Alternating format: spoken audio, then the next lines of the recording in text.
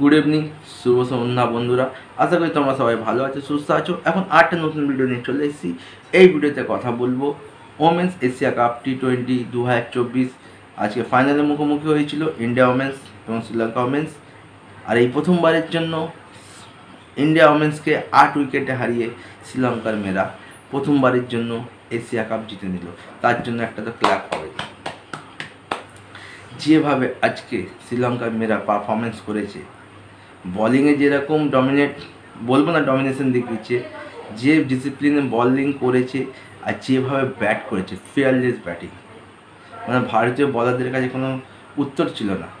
বিশেষ করে সমর বিকর্মা ও আট্টাপাটু, এরা দুজন যখন ব্যাট করছিল মানে নির্দ্বিধায়, মানে ফিয়ারলেস যেটাই খেলা বলে না, মনেই হচ্ছিল না তারা ফাইনাল ম্যাচ খেলছে আর একটা এত বড় স্কোর তারা চেস করছে। আর সত্যি কথা বলতে গেলে আজকে ভারতীয় ফিল্ডিং খুবই দুর্বল ছিল। মানে মনেই হচ্ছে না যে ভারতীয়রা কোনো ফাইনাল ম্যাচ খেলছে। বলিংও খুব একটা ভালো হয়নি, আর ফিল্ডিং তো সত্যিই খুব খারাপ হয়েছে।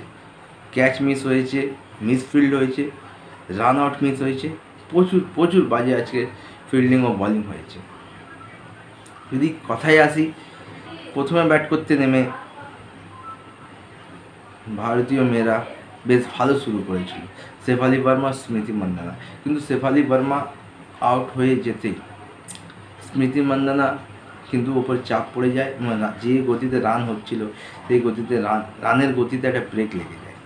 আজকে উমা ছেত্রীকে নাম্বার 3-এ পাঠানো হয়েছিল। এটা আমি বুঝতে পারছি না কেন, যেখানে আমার জেমাইমা রড্রিগেজ এতদিন নাম্বার 3 পজিশনে খেলে এসছে, যে ওই পজিশনে এসে বেশ ভালো ইনিংস আমাদেরকে উপহার দিয়েছে, তাহলে কেন এই টুর্নামেন্টে জেমাইমা রড্রিগেজের জায়গায় কখনো হেমলতাকে, আজকে ফাইনালের মতো একটা গুরুত্বপূর্ণ ম্যাচে উমা ছেত্রীকে চান্স দেওয়া হয়েছে। অবশ্য প্রথম ম্যাচ যে ফাইনাল খেলছে, 7 বলে 9 রান করেছে, কিন্তু জেমাইমা রড্রিগেজ যদি আসতো, ওইখানে জেমাইমা রড্রিগেজ আর স্মৃতি মান্দানা যদি একটা পার্টনারশিপ বিল্ড করতে পারতো না, তাহলে শেষে এসে হারমনপ্রীত যেভাবে আউটটা হয়ে গেল চটচল্লি, তাহলে কিন্তু এই উইকেটটা কিন্তু খুব ভাইটাল হয়ে গেছিলো। হারমনপ্রীত, উমা ছেত্রী যে পরপর 2টো উইকেট শ্রীলঙ্কা বলাররা তুলে নিয়েছিল, এর ফলে কিন্তু ভারতীয় ওপেনার যে স্মৃতি মান্দানা, তার উপরে একটা প্রেশার ক্রিয়েট হয়েছিল। আর অবশ্যই শেষে রিচা ঘোষ যে ইনিংসটা খেলেছে 14 বলে 30 রান, যদি ওইটা না খেলতো না, তাহলে এই 165 রানটা হতো না। আর জেমাইমা রড্রিগেজ, স্মৃতি মান্দানার ভুল কলে কিন্তু জেমাইমা রড্রিগেজ রান আউটটা হয়ে গেছে। জেমাইমা রড্রিগেজ যদি থাকতো তাহলে এই স্কোরটা 170+ হয়ে যেত। 16 বলে 29 রান করেছে জেমাইমা রড্রিগেজ। তো কিছু ভুল সিদ্ধান্ত ছিল, যেটা আমার মনে হয় যে জেমাইমা রড্রিগেজ নাম্বার 3 পজিশানটা কখনই চেঞ্জ করানো উচিত হয়নি। আর ফাইনালে আমাদের বলাররা ভালো বল করতে পারেনি। বাকি টুর্নামেন্টে যেভাবে বল করে এসছে, ফাইনালের দিনে আমরা সেরকমভাবে পারফরমেন্স করতে পারিনি। আজকে আমাদের ফিল্ডিং খুবই অসাধারণ ফিল্ডিং ছিল, কারণ যেভাবে ফিল্ড মিস করেছে, রান আউট মিস করেছে, ক্যাচ মিস করেছে, নাহলে শ্রীলঙ্কাকে আমরা চেপে ধরতে পারতাম। আর যদি শ্রীলঙ্কার ব্যাটিং পারফরমেন্স বলি, তাহলে কিচ্ছু বলার নেই। চামিরা আট্টাপাট্টু যেন মনে হচ্ছে যে ফিয়ারলেস ক্রিকেট খেলছে। সেই একমাত্র ক্রিকেটার যে এশিয়া কাপে একটা সেঞ্চুরি আছে, আর প্লাস 2024 এশিয়া কাপে একমাত্র সেঞ্চুরি করা ওমেন্স ক্রিকেটার। আর আজকেও 43 বলে 61 রানের ঝকঝকে ইনিংস। এছাড়া এসছে সমর বিকর্মা, হর্ষদ মাধবী 51 বলে 62, এবং দিলহারি 16 বলে 30। মানে কাকে ছেড়ে কাকে বলবো।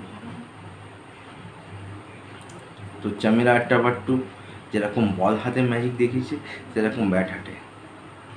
তো প্রথমবারের জন্য শ্রীলঙ্কার মেয়েরা ওমেন্স এশিয়া কাপ চ্যাম্পিয়ন হলো। অবশ্যই আমাদের মেয়েরা সারা টুর্নামেন্ট ভালো খেলেছে, আনবিটেন ছিল।